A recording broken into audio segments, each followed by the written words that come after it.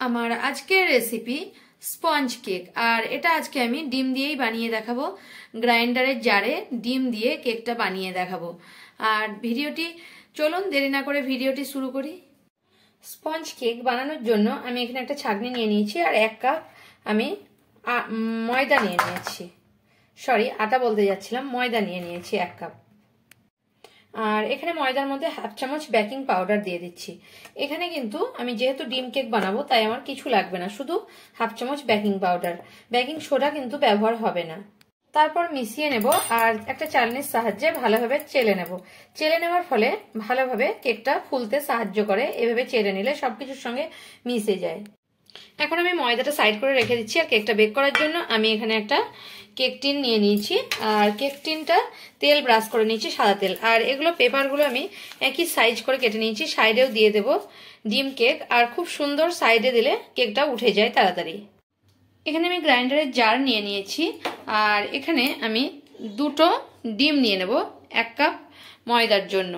যেহেতু এটা measurement cup সেই কারণে আমি 1 কাপ বলছি, কিন্তু আপনাদের যদি ঘরে যে কোনো চায়ের কাপে মেপে বানান তাহলে কিন্তু 2 কাপ ময়দাতে 2 কাপ মানে ময়দা নর্মাল কাপের, সেখানে 2টো ডিম দিলেই হবে। কিন্তু এটা বড় কেক, বড় মানে কাপ, সেই কারণে আমি 1 কাপে 2টো ডিম দিচ্ছি। কারণ এটা আমার 1 পাউন্ডের কেকের হিসাব, সেই কারণে আমি বানিয়ে দেখাচ্ছি 2টো ডিম দিয়ে।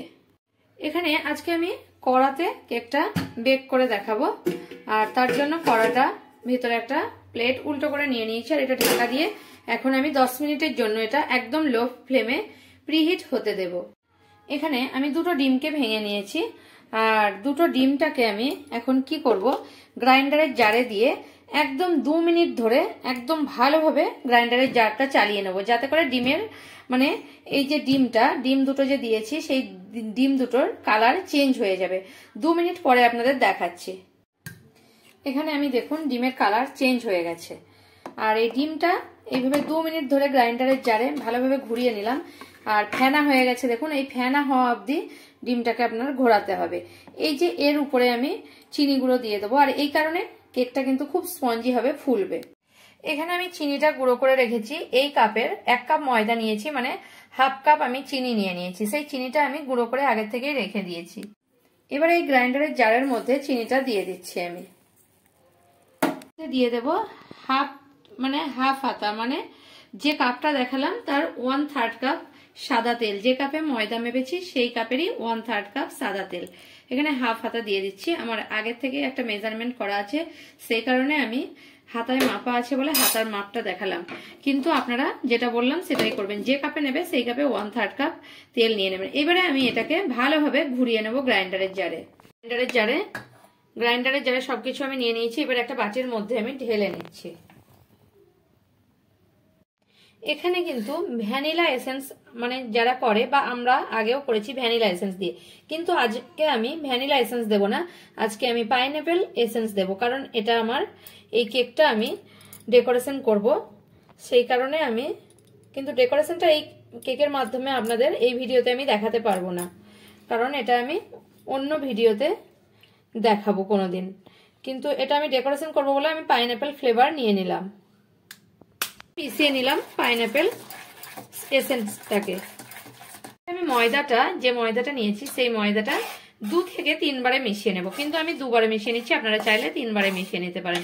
কারণ এভাবে একসঙ্গে মেশালে কিন্তু মানে লাঞ্চ থেকে যেতে পারে, সেই কারণে এইভাবে মিশিয়ে নিচ্ছি। আর এক সাইডেই ঘোরাতে হবে। দেখুন এখানে কিন্তু আমার কোনো দুধের প্রয়োজন হবে না ডিম কেকটা, যেহেতু আমি 1 কাপ ময়দাতে মেজারমেন্ট কাপের আমি দিয়ে দিচ্ছি 2টো ডিম, তাই আমার দুধের কোনো প্রয়োজন নেই। এভাবে মিশিয়ে নিচ্ছি।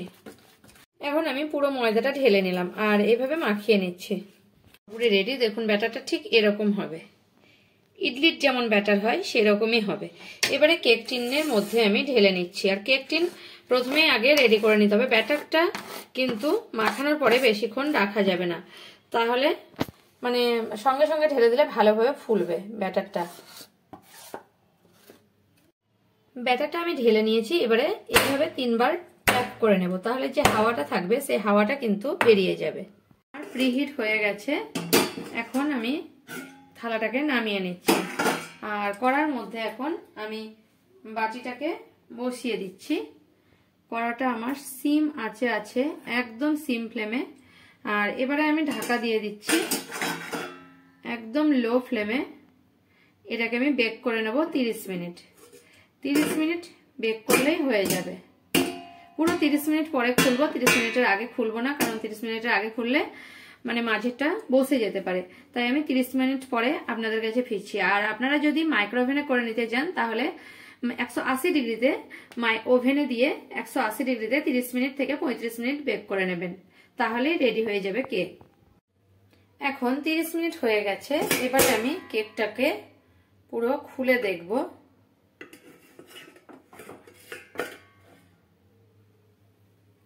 কেকটা আমার খুব সুন্দরভাবে বেক হয়ে গেছে। এবারে আমরা বুঝবো কি করে যে কেকটা বেক হয়েছে। একটা ছুরি, এটা আমি এভাবে ঢুকিয়ে দিচ্ছি, কিংবা আপনারা টুথপিক থাকলে টুথপিক ঢুকিয়েও দেখতে পারেন।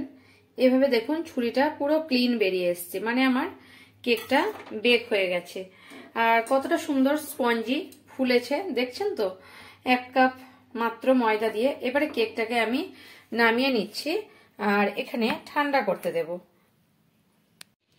এখন ঠান্ডা হয়ে গেছে। এখন দুই সাইডে দেখুন এভাবে ধরে পেপারটা তুলে দিলেই কিন্তু আমার কেকটা হয়ে যাবে, মানে ছেড়ে যাবে।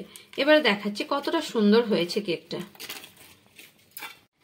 দেখুন কেকটা কতটা সুন্দর হয়েছে, কতটা স্পঞ্জি হয়েছে। দেখুন কাছ থেকে দেখাচ্ছি, এভাবে দেখলে নিশ্চয়ই বুঝতে পারছেন কেকটা কতটা স্পঞ্জি।